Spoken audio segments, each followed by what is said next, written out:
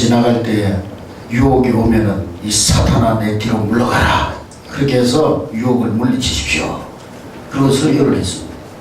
그러고 나서 이제 주일날 지나고 나서 평일날 어느 성도를 만났는데 한 성도님이 아주 기쁜 얼굴로 목사님 손을 잡더니만 목사님 이번 주 설교에 정말 은혜 받았습니다. 아 그렇습니까? 술을 끊으셨습니까? 술집을 차렸습니다.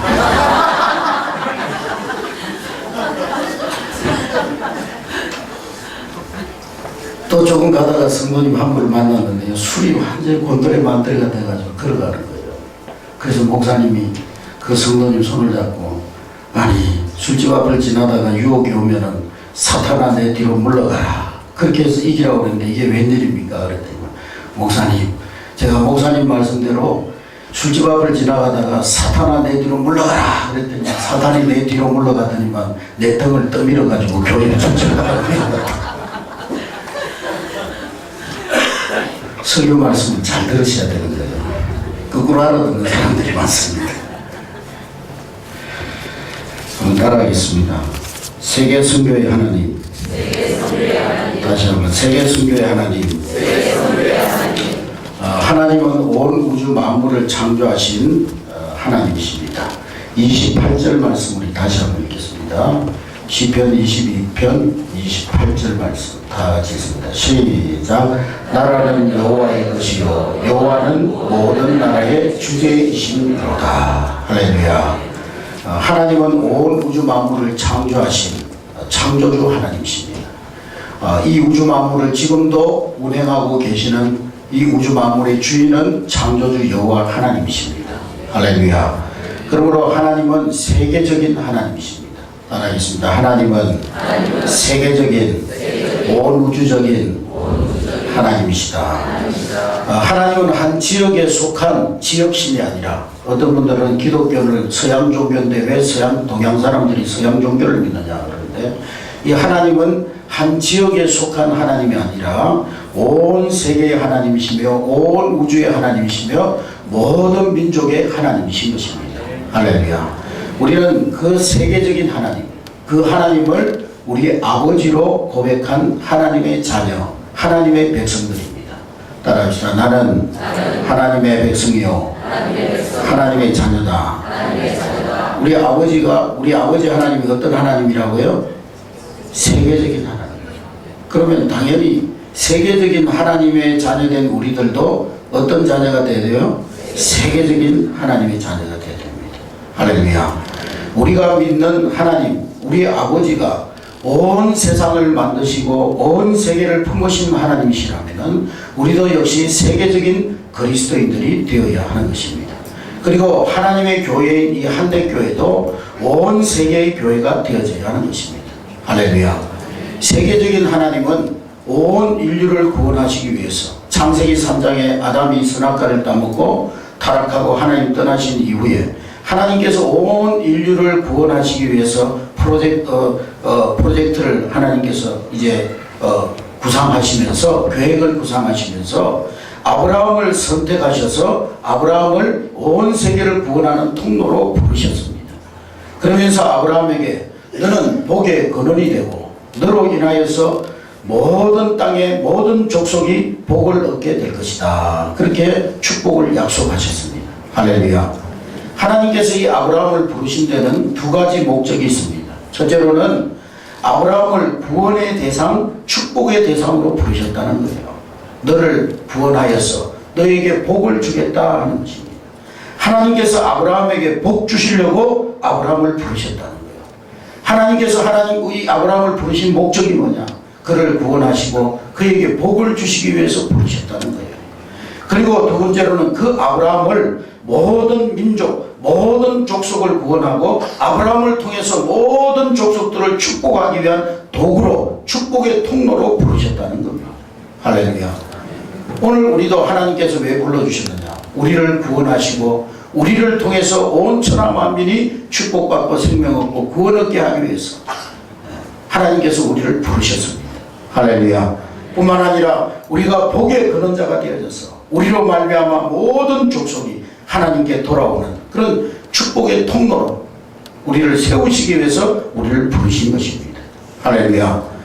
여러분, 샘에서 맑은 샘물이 펑펑펑펑 솟아올라서 많은 사람들을 마시우게 하듯이 하나님께서는 아브라함 한 사람을 통해서 땅의 모든 족속이 복을 받게 하시겠다는 것입니다. 이 약속은 오늘 우리 이 세계 역사 가운데 이루어져서 아브라함의 영적 후손들, 즉 하나님을 잘 믿는 기독교 국가의 모든 기독교인들이 전 세계 인류의 복의 근원자가 되고 있는 것을 우리 역사를 통해서 알 수가 있습니다. 지금 세계를 이끌어가는 지도자 나라가 어떤 나라들입니까? 다 하나님을 잘 믿는 그런 아브라함의 후손들입니다. 아브라함을 부르셔서 복을 주시고 복의 근원자로 삼으신 하나님께서 저와 여러분들을 부를 때 똑같은 목적으로 우리를 하나님의 자녀로 이 자리에 불러주신 줄로 믿습니다. 저와 여러분들을 구원하시고 축복하신 하나님은 저와 여러분들을 통해서 천하 만민 열방의 모든 족속을 구원하시고 복 주시는 일에 우리를 쓰시기를 원하신다는 사실입니다. 얼마나 감격스럽고 얼마나 가슴 벅찬 축복입니까? 하나님이 나를 구원한 것만 해도 감사한데 하나님께서 나를 하나님의 자녀 삼아주시고 하나님께서 나에게 복을 주신 것만 해도 얼마나 감사합니까? 그런데 나를 통해서 우리 가정을 통해서 우리 가문을 통해서 우리 한예교회를 통해서 땅의 모든 족속 천하 만민에게 복을 주시는 일에 나를 사용하시고 우리 가문을 사용하시고 우리 교회를 사용하신다는 일, 이보다 더 큰 영광이 어디에 있겠습니까? 아브라함을 불러서 언약을 맺으신 하나님께서 시내산에서 아브라함의 후손인 유대인들과 다시 언약을 맺는 장면이 출애굽기 19장 5절부터 6절에 나옵니다. 거기에 보면 하나님께서 세계가 다 내게 속했으니 너희가 내 말을 듣고 내 언약을 지키면 너희는 열국 중에 내 소유가 되고 너희가 내게 대하여 제사장 나라 거룩한 백성이 되리라 그랬습니다. 따라합시다. 너희가 내게 대하여 제사장 나라 거룩한 백성이 되리라. 할렐루야. 여러분, 제사장이 뭐 하는 사람입니까? 제사장의 직분이 어떤 직분입니까? 제사장은 다른 사람들을 대신 중보하는 사람들입니다. 제사장은 다른 사람들을 하나님께로 나아갈 수 있도록 중간 다리 역할을 하는 사람이 제사장들입니다. 선택받은 이스라엘 백성들은 선택받지 못한 이방인들을 하나님께 중보할 사명이 있는 것입니다. 그러기에 그들이 중보할 이방인이 없다면 제사장으로서의 유대인의 존재 가치는 없어지는 것입니다. 하나님은 유대인들을 세워서 땅의 모든 족속, 모든 민족을 축복하는 제사장 나라로 삼으시겠다는 것입니다. 그런데 유대인들이 이러한 하나님의 말씀을 잘 이해하지 못했습니다. 하나님께서 우리를 택해 주셨구나. 그러면서 그들은 배타적인 유대인 우월주의에 빠져가지고 이방인들을 축복하고 이방인들을 복음을 전하기는커녕 그들은 어떤 생각을 가지냐면 우리만 선택받았고 우리만 구원받았고 우리는 대단한 민족이고 저 이방인들은 택함 받지 못했고 저것들은 지옥의 불쏘시개로 사용될 쓰레기 같은 그런 족속들이다. 그렇게 생각하면서 그들은 이방인들을 저주하고 그 이방인들을 향하여 마음을 갖고 폐쇄적인 그런 민족이 되고 말았던 것입니다. 그래서 하나님은 새로운 예언자의 계시를 주시는데 축복의 통로가 되어 천하 만민을 복되게 하라는 하나님의 계획을 알지 못하고 잘못된 선민의식 우월주의에 빠져서 우리 가정, 우리 민족, 우리 교회라는 울타리를 벗어나지 못하고 그 울타리에 갇힌 유대인들을 하나님은 버리셨습니다. 그 유대인들에게서 하나님 얼굴을 돌리셔서 그리고는 유대인들이 그렇게 멸시하던 이방인들에게 복음의 빛을 비추시겠다고 약속하신 것입니다. 하나님은 이사야 선지자를 통해서 새로운 메시아를 세워 세계 모든 족속에게 구원의 길을 열어주실 것을 예언하셨습니다. 이사야 7장 14절에 보면 보라 처녀가 잉태하여 아들을 낳으리니 그 이름을 임마누엘이라 하리라. 이사야 선지자를 통해서 모든 인류의 구원자로 오실 예수 그리스도를 보내실 것이라고 예언하신 것입니다. 이 언약은 이사야 선지자가 예언한 이후에 700년 이후에 예수 그리스도를 통해서 성취되게 됩니다. 예수 그리스도께서 온 인류의 죄를 짊어지시고 십자가를 지심으로 누구든지 저를 믿는 자마다 영생 얻는 그러한 생명의 길을 열어주신 것입니다. 할렐루야. 이 구원의 은혜는 유대인이나 헬라인이나 야만인이나 지식인이나 세계 모든 민족에게 차별이 없는 그런 복음인 것입니다. 누구든지 예수 그리스도의 십자가의 구속의 은혜를 믿기만 하면 구원받는 은혜가 주어지는 것입니다. 예수 그리스도의 십자가의 구속은 온 인류 모든 민족을 위한 구속인 것입니다. 그리고 예수 그리스도는 모든 사람들이 구원받으며 진리에 이르기를 원하시는 것입니다. 온 인류의 구원을 위해서 십자가에 죽으시고 부활하신 주님은 하늘로 오르시면서 이제 제자들에게 모든 족속, 모든 민족, 모든 열방을 구원하라는 이 복음의 사명을 제자들에게 부탁하시면서 또 그리스도의 몸된 교회에 이 사명을 맡겨주신 것입니다. 그래서 그것을 우리는 지상명령이라 그렇게 말합니다. 따라합니다. 지상명령. 지극할 지 위상. 그래서 지극히 높은 명령이라. 그래서 중국에 가는 게 대사명이라고 합니다. 대사명. 이 중국 사람들은 황제가 내리는 명령을 대사명이라고 합니다. 그러니까 지상명령은 바로 오늘 우리에게 우리 교회에 맡겨주신 그리스도의 복음을 온 세상에 전파하고 모든 족속으로 제자를 삼아 아버지와 아들과 성령의 이름으로 세례를 주고 하나님이 우리에게 예수 그리스도께서 우리에게 부탁하신 이 복음을 전가하는 것이 지상명령, 지극히 높은 명령, 우리에게 주신 최고의 명령이라는 거예요. 마태복음 28장 19절부터 20절에 보니까 그러므로 너희는 가서 모든 족속으로 제자를 삼아 아버지와 아들과 성령의 이름으로 세례를 주고 내가 너희에게 분부한 모든 것을 가르쳐 지키게 하라. 다른 내용의 다른 표현의 같은 내용으로 보면 사도행전 1장 8절에 보면 오직 성령이 너희에게 임하시면 너희가 권능을 받고 예루살렘과 온 유다와 사마리아와 땅끝까지 이르러 내 증인이 되리라. 할렐루야. 주님의 지상명령에 나타난 분명한 사실은 이 세상의 모든 인간을 구원하는 그 복음의 사명을 하나님의 자녀된 우리들, 예수님의 제자된 오늘 우리들에게 그리고 그리스도의 몸된 우리 한내 교회에 하나님께서 위임하셨다는 거예요. 맡겨주셨다는 것입니다. 또 한 가지 분명한 사실은 교회가 선교해야 될 대상은 어느 한정된 민족, 어느 한정된 지역, 어느 한정된 문화권이 아니라 땅의 모든 족속이요 천하만민이요 땅끝까지 나가서 주의 복음을 전거해야 된다는 거예요. 할렐루야. 어떤 분들은 그런 얘기를 합니다. 아니 우리가 있는 지역도 아직 복음화를 다 못했는데 무슨 외국에 나가서 복음을 전하고 선교사들을 지원하고 그러느냐, 그런 분들이 있는데 주님의 명령은 오늘 이 사도행전 1장 8절의 주님의 명령은 예수님께서 우리에게 주신 이 명령, 오직 성령이 너희에게 임하시면 예루살렘과 온 유다와 사마리아와 땅끝까지 이르러 내 증인이, 이 명령은 원어에 보면 동시다발적인 명령입니다. 뭐 어떤 교회는 보면 오늘은 뭐 보령, 내일은 민족, 또 모레는 뭐 세계 그러는데 그런 명령이 아니고 동시다발적으로 오늘 보령에 복음을 전하면서 또 오늘 우리는 나가서 민족에게 복음을 전하면서 또 오늘 우리는 나가서 세계 모든 열방을 향하여서 주의 복음을 전거해야 하는 것입니다. 할렐루야.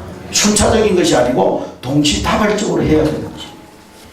주님의 지상명령에 나타난 분명한 사실은 오늘 우리에게 교회가 선교해야 될 대상은 어느 한정된 민족, 한정된 지역, 한정된 문화권이 아니라는 것입니다. 그리고 오늘 우리에게 주신 이 명령은 아주 적극적인 순종을 요구하고 있습니다. 이방을 향해서, 세계 모든 민족을 향해서 그저 단순히 열린 마음 그 정도가 아니라 적극적으로 찾아가서 복음을 전가하라는 거예요. 가서 온 천하에 다니면서 땅끝까지 이르러 예수 그리스도가 주 되심을 전가하고 복음을 전파하고 주의 말씀을 가르쳐서 그들 또한 복음을 전가하는 복음의 제자로, 주님의 제자로 세우라는 거예요. 그러므로 교회의 존재 목적은 이 복음을 전파하는 것 외에 다른 목적이 있을 수가 없습니다. 교회는 영혼을 살리는 이 일 외에 다른 교회의 목적이 있을 수가 없는 거예요. 교회의 모든 행사들은 이 한 가지 목적에 다 녹아져 내려져야 되는 거예요. 아브라함을 부르심도, 유대인을 부르심도, 오늘 우리 한내교회를 세우심도 오직 온 인류를 구원하기 위해 부르시고 세우신 것입니다. 그런데 이 유대인들은 영적인 선민의식에 우월주의에 빠져가지고 그들은 사명을 감당하지 아니하고 오직 우리 민족, 우리 백성, 우리나라, 우리 가정, 우리 교회만 복받은 민족이다. 그리고 복음을 전하지 아니했던 것입니다. 유대인들이 스스로 선민의식에 빠져 잃어버린 그 사명을 새로운 영적 이스라엘 된 오늘 우리 교회와 구원받은 성도가 감당해야 되는 줄로 믿습니다. 할렐루야. 오늘 우리 한국교회와 성도들도 이 유대인들처럼 오늘 내가 구원받고 축복받은 사실만 좋아하고 복음을 전하지 아니하고 선교하지 않는다면 유대인들을 하나님께서 버리셨던 것처럼 하나님은 우리를 사명의 자리, 축복의 자리에서 제외시킬 수밖에 없는 것입니다. 우리는 하나님의 계획에서 제외될 수밖에 없는 것입니다. 나 하나 구원받는 것을 기뻐하고 우리의 신앙이 내 가족, 내 자녀, 내 사업, 내 교회, 내 민족의 울타리 안에만 갇혀있다면 우리 또한 이 시대의 유대인들처럼 되고 말 것입니다. 존 스타트 목사님은 예수를 알지 못하는 모든 사람은 선교의 대상이요 예수를 믿는 모든 사람은 선교사라고 그랬어요. 따라합시다. 예수 믿는 모든 사람은 선교사요 예수를 알지 못하는 모든 사람은 선교의 대상이다. 선교사에는 두 가지 선교사가 있습니다. 가는 선교사가 있고 보내는 선교사가 있습니다. 따라합시다. 가는 선교사, 보내는 선교사. 가는 선교사는 뭐냐? 교회의 파송을 받아서 해외 곳곳에 나가서 복음 전하는 선교사님들. 이분들은 다 가는 선교사님들입니다. 우리가 그곳에 아프리카로 또 아니면은 브라질의 어떤 열대 우림 지역으로 그곳에 다 가지 못하니까 선교사님들이 우리를 대신해서 아프리카로, 태국으로, 필리핀으로, 러시아로, 브라질로, 인도로 가는 것입니다. 지금 우리나라는 숫자로 보면은 선교사 파송 2위 국가입니다. 많은 평신도들이 지금 자기의 좋은 직업을 버리고 의사로서, 교수로서, 또 어떤 공무원으로서 좋은 자신의 직업을 버리고 한국에서의 안락한 삶을 버리고 선교지로 떠나는 분들이 오늘날 많이 있습니다. 이분들이 다 가는 선교사입니다. 저도 러시아에 3차례 가서 모스크바 신학대학에서 강의하고, 백러시아에 가서 강의하고, 일본에 가서 복음을 전하고, 중국에 가서 복음을 전하고, 태국에 가서 복음을 전하고, 또 이번 8월 달에 우리 한국교회도 태국 치앙마이에 가서 단기 선교 사역을 하려고 합니다. 선교지에 가서 우리 선교사님들의 사역을 직접 눈으로 보고 선교지 상황을 직접 체험하면 선교에 대한 생각과 비전과 열정이 달라지는 것입니다. 많은 교회들이 선교하다가 그냥 선교의 열이 식어져 버리고 그렇게 하는 이유가 그저 선교비만 보내다 보니까 선교의 열정이 식어지는 그런 경우가 많이 있습니다. 그러나 선교지에 직접 가서 우리가 선교사님들의 그 선교의 상황을 보고 우리 선교사님들의 사역을 보게 될 때 그 선교에 대한 생각과 비전과 열정이 달라지는 것입니다. 그래서 단기간이지만 우리가 선교지에 나가서 사역을 해봐야 되는 것입니다. 이 모든 것이 다 가는 선교사입니다. 그러나 우리가 직접 가지는 못하지만은 우리를 대신해서 선교지에 가 계신 선교사님들을 위해서 기도를 보내고 물질을 보내고 관심과 사랑을 보내고 그럴 때 우리가 바로 보내는 선교사가 될 수가 있는 것입니다. 우리는 선교사님들을 위해서 기도를 보내고 물질을 보내고 관심과 사랑을 보내야 하는 것입니다. 우리가 직접 가지는 못하지만 우리를 대신해서 가시는 선교사님들을 위해서 기도와 물질과 관심과 사랑을 보낸다면 우리 역시도 그 선교사님들과 똑같은 일을 하는 그런 효과를 가져오게 되는 것입니다. 선교사님들이 받을 축복을 우리도 받게 되는 것입니다. 할렐루야. 제가 군대에 있을 때 팀 스피릿 훈련을 2번을 했는데요. 강원도 원주에서 저 중국 충주로 춘천으로 오고 가면서 훈련을 합니다. 근데 이 훈련의 하이라이트는 뭐냐? 훈련이 다 끝날 때는 무엇으로 끝나냐면 고지를 정해놓고 그 고지를 점령하는 것이 그 훈련의 마지막 하이라이트입니다.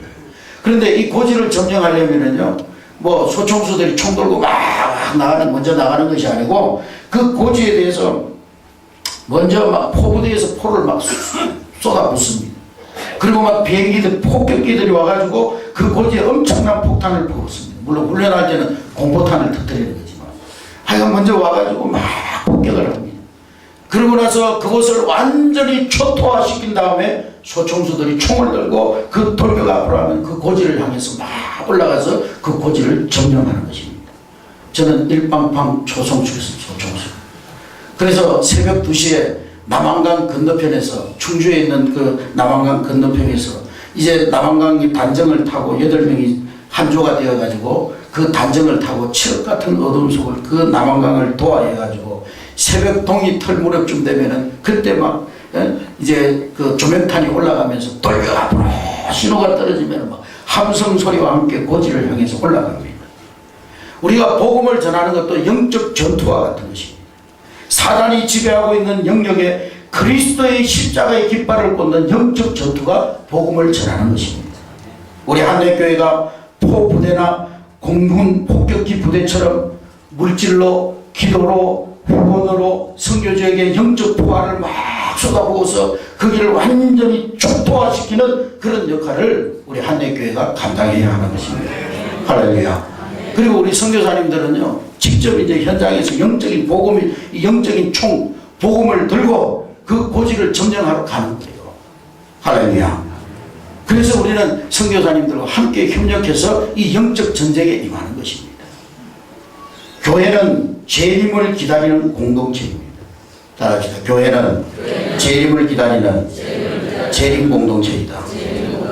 재림을 기다린다고 그러니까 옛날에 우리 선배 신앙인들은요, 그냥 밤이나 낮이나 눈물 머금고 주님 오실 그날만 기다립니다. 복음은 안전하고 맨날 눈물 머금고 주 오실 그날만 기다립니다. 서쪽 하늘에 무슨 달이 뜨면 주님 오실까 하고 그러면서 그러고 있었어요.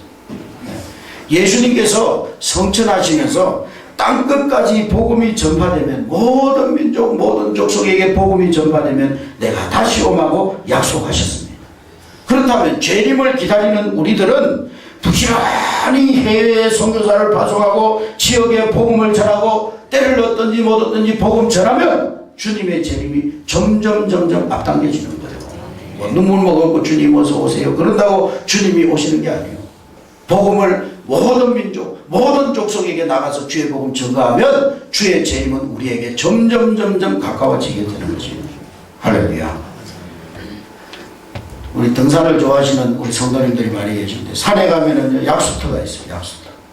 그 약수터에서 샘에서요 1년 365일 계속 샘물이 솟아납니다. 이 샘물을 보령 사람들이 다 가서 마시고, 또 내려올 때는 실컷 마시고는 병에 담아가지고 가기도 합니다. 수많은 사람들이 그곳에 와서 물을 마시고 물을 떠가고, 그렇게 많은 사람들이 그 샘에 와서 먹고 마셔도 그 샘은 결코 마르지 않습니다. 여름에 아무리 가물어도 샘물은 솟아납니다. 겨울에 아무리 추워도 그 샘은 얼지 않습니다. 계속 물을 쏟아내는 거예요. 그러나 웅덩이의 고인물은 어떻습니까? 고인물은요, 시간이 지나면은요, 그게 벌레들이 생기고 썩고, 그래서 온갖 날파리, 모기 다 거기에 서식합니다. 그리고 썩어서 악취를 품어냅니다. 교회나 성도도 샘물 같은 성도, 복음 전하고 선교하는 일에 헌신된 성도, 복음 전하는 일에 헌신된 교회는 항상 건강하고 축복되고 풍성한 신앙생활을 하는 거예요. 할렐루야. 그러나 보인 물처럼 그저 내 가정, 내 교회, 내 신앙에만 머물러 있는 성도들은 자신의 신앙도 병들고 결국에는 자기의 신앙마저도 지키지 못하는 웅덩이와 같은 그런 신앙이 되고 마는 거예요. 우리 한래교회가 선교사님들을 위해서 기도하고 후원하고 또 그들을 위해서 정말 우리의 관심과 사랑을 보낼 때, 하나님은 우리 한래교회에, 우리 한래교회 모든 주의 백성들에게, 모든 자녀들에게 세계적인 축복을 주실 줄로 믿습니다. 여러분들이 세계 열방을 위해서 기도하고 선교사님들을 위해서 후원을 보낼 때 하나님은 여러분들의 자녀들이 세계적인 축복을 받아서 세계 모든 민족에 뛰어난 이름을 얻는 그런 복된 자녀가 될 줄로 믿습니다. 여러분들이 잘 아는 미국의 대부 록펠러 잘 아시는 것입니다. 그는 한때 지독한 악덕 자본가라는 비난을 받았습니다.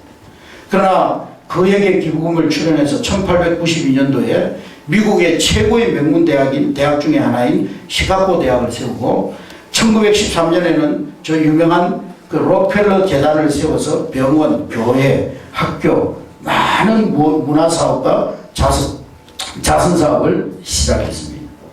이러한 록펠러에게 그렇게 된 하나의 인생의 어떤 기회가 있었는데요. 록펠러가 한 번은 허름한 이발관에 가서 이발을 하는데 이발사가요 당연히 뭐 미국의 대부호가 이발을 하러 왔으니까 미국은 팁 문화잖아요. 팁. 식당에 가서 팁을 내고 뭐 어디 가도 호텔에 가도 팁을 내야 되고 팁 문화인데요.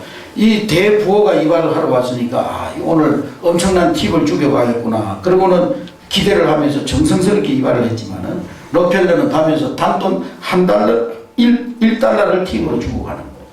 그 이발사가 그 록펠러에게 아니 회장님의 아드님도 이거보다는 더 팁을 주실 것 같은데요. 그러자 그 록펠러가 하는 말이 내 아들은 부자인 아버지가 있지만은 나에게는 부자인 아버지가 없다. 그러면서 그냥 $1를 그 팁으로 주고 이발소를 나와버렸다는 거예요. 그 정도로 이 록펠러는 구두쇠였다는 거예요. 남에게 베풀 줄 모르는 지독한 구두쇠였다는 거예요. 록펠러가 33살 때 이미 최초의 $1,000,000를 은행에 저축하고 있었습니다. 44살 때에는 세계 최대의 독점 사업인 스탠다드 석유회사를 설립했습니다. 그러나 53세 되는 해에 극도의 긴장된 생활과 사업에 대한 그러한 고민으로 인해서 이 록펠러는 산송장 같은 그런 상태에 빠지게 됩니다. 이 록펠러는 당시 세계 제1의 부였지만은 이 록펠러가 병이 들어가지고 일주일 동안 그 록펠러에게 드는 식비는 $2도 들지 않았다는 거예요. 조그마한 양의 밀크, 2개 내지 3개의 크래커, 비스켓, 의사가 허락한 음식물 외에는 먹을 수가 없는. 그래서 일주일 동안 그 록펠러의 음식비로 드는 비용이 $2도 들지 않았다는 거예요. 의사는 당신은 이런 상태에서 많이 살아봐야 5년 살면 많이 삽니다. 그런데 그러한 록펠러가 58세로 죽지 않고 98세까지 장수를 누릴 수 있던 것은 가장 비싼 의사의 치료에 의한 것이 아니었어요. 그럼 어떻게 해서 이 록펠러가 그런 98세까지 장수할 수 있습니다. 이전에 이 록펠러는 좋은 돈벌이가 있다는 뉴스를 들을 때 외에는 결코 한 번도 웃는 적이 없었다는 거예요. 근데 조금만 손해를 입으면은 막 그냥 알아놓는 거예요. 이 록펠러는 1년에 $500,000 이상의 큰 거래를 하고 있었으면서도 불과 $150의 보험금에 손해가 봤다고 하면은 막 생명이 나가지고 그 $150 손해본 거에 대해서 그냥 고민하고 또 마음 아파하고 그래서 막 침상에 들어눕고 막 그랬다는 거예요. 그리고 이 록펠러에게는 운동이나 오락에 허비할 시간이 없습니다. 그런 돈벌이를 위해서라면 그 어떤 일도 마다하지 않았습니다. 그러나 그는 밤마다 침상에 누워서 내 성공이 다만 일시적인 것이 아닌가 불안해했고 자기가 고용하고 있는 고용인들, 동료들, 외부 사람들에게 사업의 비밀을 누설하지 않을까 불안해하고 그는 같이 일하는 사람들도 전혀 믿으려고 하지 않습니다. 항상 의심의 눈초리로 동료들을 바라보는 것입니다. 53세에 극도의 건강 악화로 마침내 의사가 그 록펠러에게 아주 무서운 말을 합니다. 당신은 지금 둘 중에 하나를 선택해야 됩니다. 돈을 선택할 것입니까? 생명을 선택할 것입니까? 당신은 이 둘 중에 하나를 돈이냐 생명이냐 둘 중에 하나를 선택하라. 돈을 선택하고 죽든지 아니면 생명을 선택하고 보람된 삶을 살든지 이 둘 중에 하나를 선택하라. 이 의사의 말에 이 록펠러는 반성의 시간을 가지며 다른 사람의 일을 생각하게 됩니다.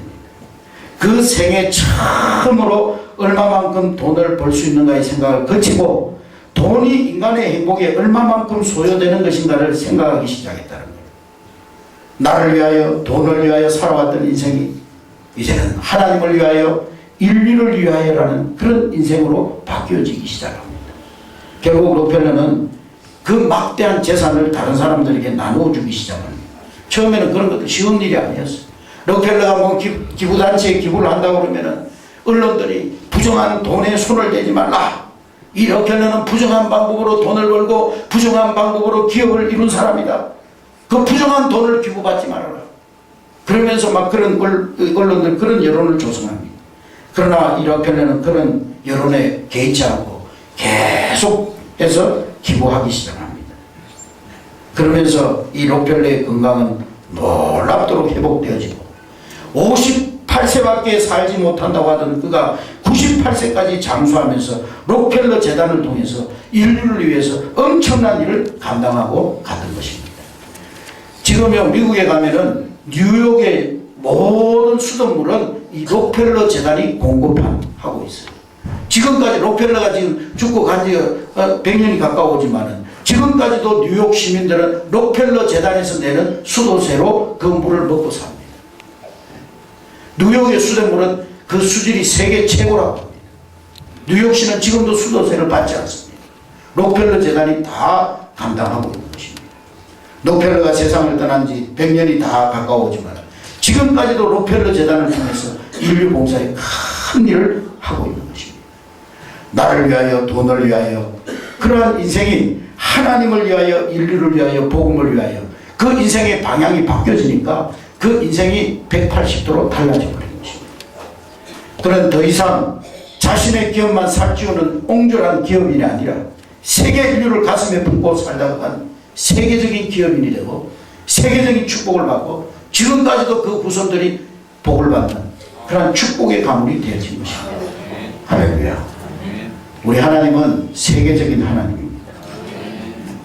우리 교회와 성도들도 세계적인 교회, 세계적인 성도, 세계적인 자녀들이 될 수 있기를 주님의 이름으로 축원합니다. 나라고 하는 이 울타리, 우리 가정이라고 하는 이 울타리, 우리 교회라고 하는 이 울타리를 벗어나서 우리 아버지는 온 세계의 하나님, 온 세계의 우리 아버지임을 우리가 날마다 생각하면서 세계적인 비전을 가지고 일하고 세계적인 축복받는 우리 한대교회와 또 한대교회 모든 성도들 또 자녀들 될 수 있기를 주님의 이름으로 축원합니다. 축원합니다.